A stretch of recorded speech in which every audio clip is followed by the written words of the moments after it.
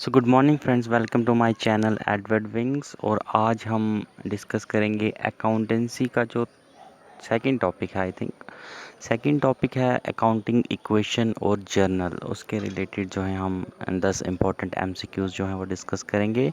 इससे पहले जो है हम दो वीडियो जो है अकाउंटेंसी के एमसीक्यूज़ की वो अपलोड कर चुके हैं, और अगर आपने वो वीडियो नहीं देखी हैं तो आई रिकमेंड यू कि वो वीडियो पहले देखें आप।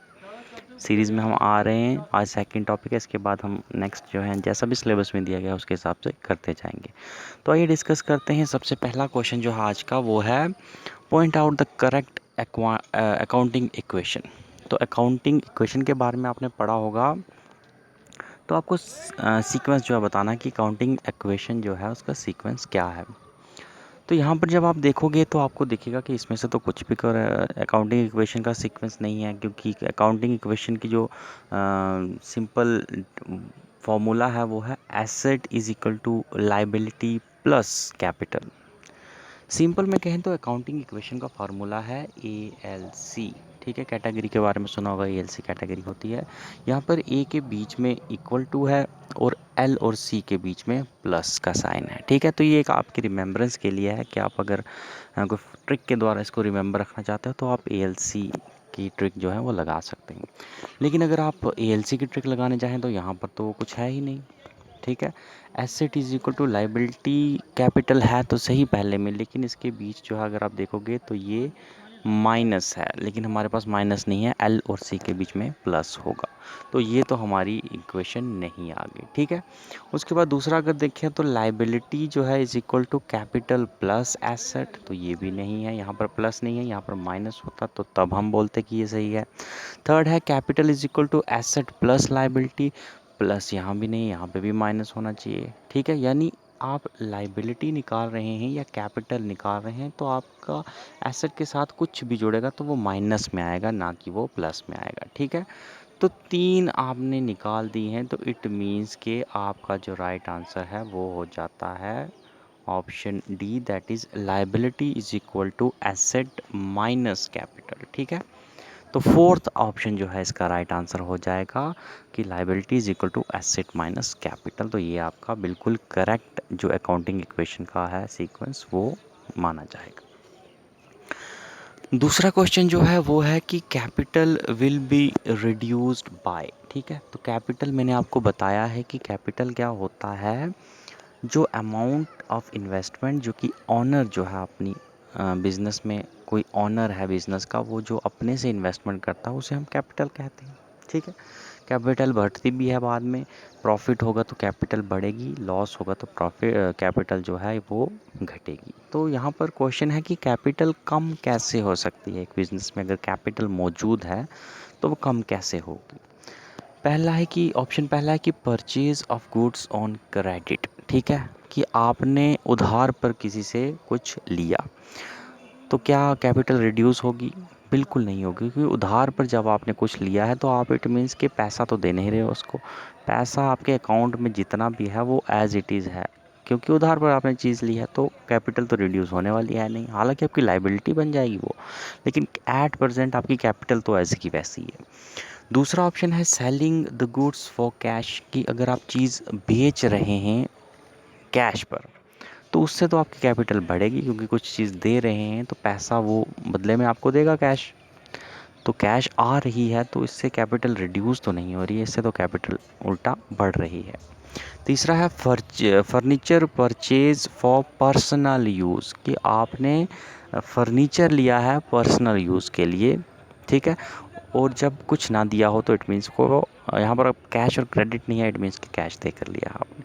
तो अगर आपने घर के लिए कोई अलमारी वगैरह ली है और बिज़नेस के पैसों से खर्च करके ली है, कैश में दिया है आपने पेमेंट, तो इट मीन्स आपका कैपिटल रिड्यूस हुआ है। तो ऑप्शन सी जो है ये आपका आंसर आ जाएगा। ठीक है, ये इसका राइट आंसर आ जाएगा। नेक्स्ट क्वेश्चन है कि लाइबिलिटीज़ जो हैं इंक्रीज बाय, ठीक है, लाइबिलिटीज़ जो हैं जो आपने उधार पर अगर किसी से चीज़ ली है, अभी आपने पैसा नहीं दिया है, कल को आपको पैसा देना है, या फिर आपने लोन किसी से लिया है, कल को वापस पैसा आपको देना है, तो ये सारी आपकी ये लाइबिलिटीज़ हो जाती हैं। तो लाइबिलिटीज़ बढ़ती कैसे हैं ये पूछ रहा है। तो सबसे पहला ऑप्शन है कि परचेजिंग गुड्स ऑन क्रेडिट, कि अगर आप उधार पर ले रहे हो चीज़, तो मैंने अभी ही आपसे कहा कि उधार पर कुछ भी लोगे तो आपकी लाइबिलिटी बनेगी, तो ऑप्शन ए जो है ये तो राइट आंसर है। लेकिन अभी हमें और भी देख लेते हैं, जब ऑल दिया हो या बोथ दिया हो तो आपको सारे ऑप्शन चेक करने ज़रूरी है। दूसरा है कि रेंट ड्यू, ठीक है, रेंट ड्यू है कि रेंट जो आपका बनता तो है लेकिन अभी आपने दिया नहीं, ठीक है। मान लीजिए कि मैं 1 महीने से कहीं पर रह रहा हूँ और मुझे 1 फरवरी को मैंने वो अगर रूम लिया है और मुझे 1 मार्च को उसका रेंट देना है और आज 5 मार्च हो गया, तो मेरा रेंट तो ड्यू है 1 मार्च को, तो 4 दिन तो सो मेरे ऊपर हो गए, तो इस मीन्स कि ये भी मेरी लाइबिलिटी बन जाती है, क्योंकि देना तो है भाई, 4 दिन तो ऊपर हो चुके हैं, कम तो है नहीं कि मैं नहीं दूंगा, देना तो है।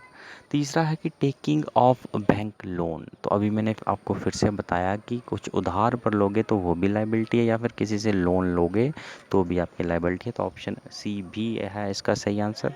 तो इसका आंसर जो होगा वो होगा all of the above, option D. Next question जो है कि a business has asset of 1 lakh and liability of 20,000, what is the amount of capital. तो ये ऐसा क्वेश्चन जो है आपको अगर हम देखें अकाउंटिंग इक्वेशन में से अगर कोई क्वेश्चन आने के चांसेस हैं, तो ऐसा एक इक्वेशन शायद आपको सिंपल में दे दिया जाए और आपसे पूछा जाए कि निकालिए। आप कुछ भी पूछ सकते हैं, एसेट, लाइबिलिटी, कैपिटल, तीनों चीज़ें आपके पास अवेलेबल हैं, उसमें से कोई 2 चीज़ें आपको मिलेंगी, तो वो आपको बोलना निकालने के लिए बोलेगा, ठीक है। सबसे पहले तो आपको याद होना चाहिए कि A sorry A is equal to L plus C, ठीक है, ये है आपकी काउंटिंग इक्वेशन, इसमें से कुछ भी पूछेगा तो आपको निकालना पड़ेगा। यहाँ पर पूछा गया है कि कैपिटल निकालनी है आपको, ठीक है जी, कैपिटल निकालनी यानी ये चीज़ आपको निकालनी है, और जब ये चीज़ निकालनी है तो आपका एल जो है वो इस तरफ शिफ्ट हो जाएगा और आपका हो जाएगा A minus C is equal to L, ठीक है। A minus C is equal to L, sorry A minus L, not C, आपको सी तो निकालना है, A minus L is equal to C, ठीक है। तो ए कितना है आपके पास, एसेट कितने हैं, एसेट आपके पास लगभग हैं 1 लाख के, ठीक है, 1 लाख के एसेट हैं, लाइबिलिटी हैं आपके पास 20,000, ठीक है।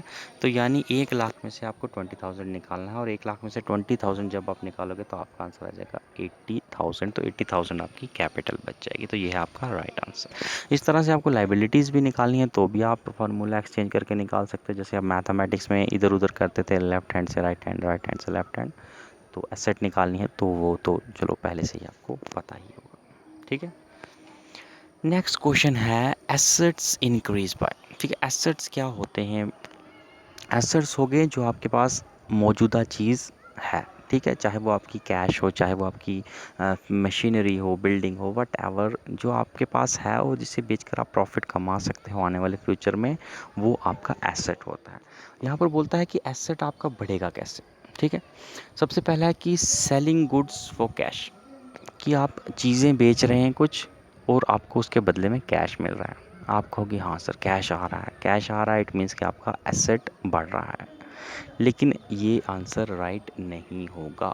क्यों नहीं राइट होगा, क्योंकि कैश तो आपके पास आ रहा है, मान लिया आपकी बात बिल्कुल सही है, लेकिन कैश अगर आ रहा है तो चीज़ें जा भी तो रही हैं, ठीक है, और ये जो गुड्स जा रही हैं ये भी तो आपके एसेट्स हैं। अगर चीज़ें जा रही हैं चाहे कैश आ रहा है, इट मीन्स कि कुछ बढ़ तो नहीं ना रहा, इक्वल हो जाएगा, ठीक है।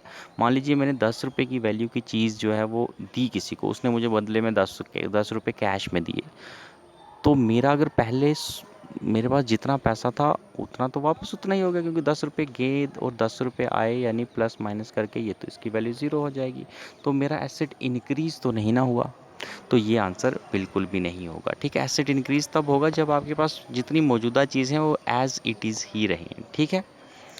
दूसरा ऑप्शन देखें तो है सेलिंग गुड्स ऑन क्रेडिट, की उधार पर आपने चीज़ें बेची, उधार पर चीज़ें बेची यानी आपको कैश भी नहीं आया और उल्टा आपने चीज़ें भी दे दी, ये तो भैया आपको नुकसान हो गया, ये तो आपका जो गुड्स का एसेट है वो डिक्रीज़ हो गया और कैश भी नहीं आया, ये तो उल्टा नुकसान हो गया, ये तो बिल्कुल भी नहीं हो सकता। ठीक है, ये भी नहीं है, ये भी नहीं है। तीसरा है परचेजिंग मशीनरीज फॉर कैश, कि आप कैश दे रहे हैं और मशीनरी ले रहे हैं।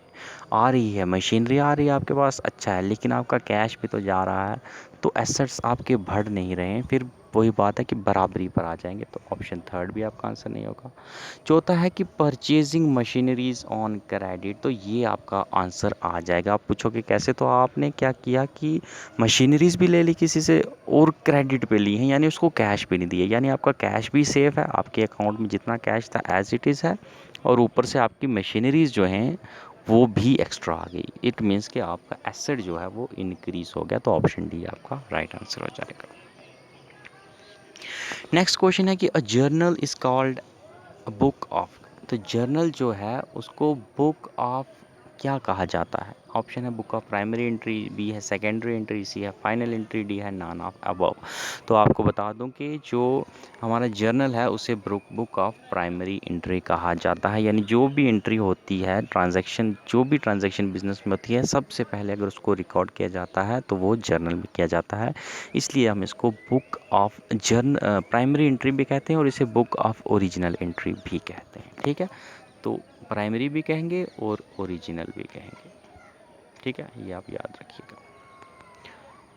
उसके बाद बेटा नेक्स्ट क्वेश्चन है कि the process of recording transaction in different journal, ठीक है, कि आपने जर्नल में जो चीज़ें रिकॉर्ड की हैं उसे क्या कहते हैं? ठीक है, उसे हम कहते हैं बेटा option A that is posting. ठीक है, कुछ भी चीज़ आपने किसी भी बिल मेमो वाउचर से उठाकर अगर आपने जर्नल में एंटर की तो उस प्रोसेस को हम कहेंगे पोस्टिंग। नेक्स्ट क्वेश्चन है कि first transaction is written in, तो अभी मैंने आपको पिछले क्वेश्चन में भी बताया है कि पहली ट्रांजैक्शन जो बिजनेस की होती है उसको हम जर्नल में रिकॉर्ड करते हैं, तो ऑप्शन सी आपका जर्नल आ जाएगा इसका आंसर। नेक्स्ट क्वेश्चन है कि a journal entry that requires more than two account is known as, कि एक जर्नल एंट्री जिसमें दो अकाउंट्स की, ध्यान से सुनिएगा, मैं दो अकाउंट्स बोल रहा हूँ, ठीक है, मैं दो साइड्स ऑफ अकाउंट नहीं बोल रहा। तो यहाँ पर जितने भी लोग ये सोच रहे होंगे कि सर इसका तो डबल एंट्री जो है आंसर आ जाएगा, सीधा सीधा एक नंबर मेरा आ गया, तो मैं आपको बताऊंगा कि आपका एक नंबर प्लस जो है वो नहीं हुआ, बल्कि आपके 0.25 मार्क्स जो हैं वो उल्टे चले गए। ठीक है, अब आप कहोगे क्यों?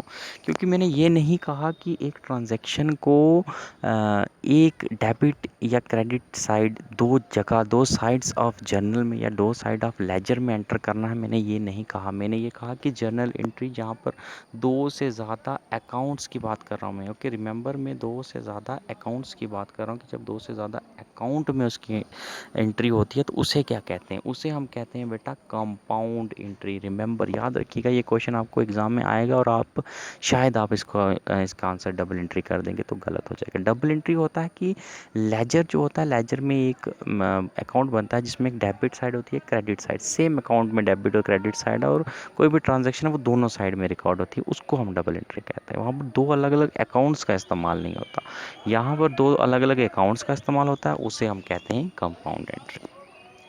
ठीक है, तो आज का आखिरी क्वेश्चन है वो है कि नेक्स्ट क्वेश्चन है कि every business transaction affects at least, ठीक है, तो कोई भी बिजनेस ट्रांजैक्शन हो रहा है वो कितने अकाउंट को एटलीस्ट अफेक्ट करता है?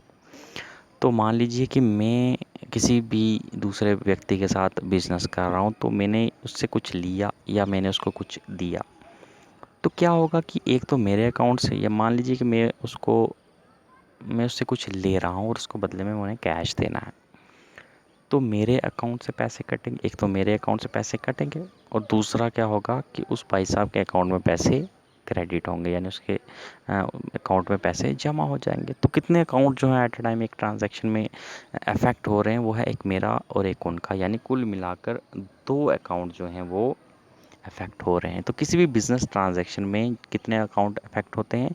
वो दो अकाउंट्स अफेक्ट होते हैं। ठीक है, तो ये था बेटा आज के 10 क्वेश्चन। इसके बाद आई थिंक लेजर का टॉपिक है, उसको हम डिस्कस करेंगे, तो बने रहिएगा हमारे साथ। आने वाले वक्त में हम जल्दी ही जो है इसको कवर कर देंगे। आई थिंक इस महीने में अकाउंटेंसी जो है वो कवर हो जाएगी, क्योंकि हम 2 दिन का गैप लेकर शायद चल रहे हैं। आने वाले टाइम में 1 दिन का भी कर देंगे, लेकिन नॉर्मल मान के चलिए इस महीने में हमारी अकाउंटेंसी ख़त्म हो जाएगी, उसके बाद हम कंप्यूटर शुरू करेंगे।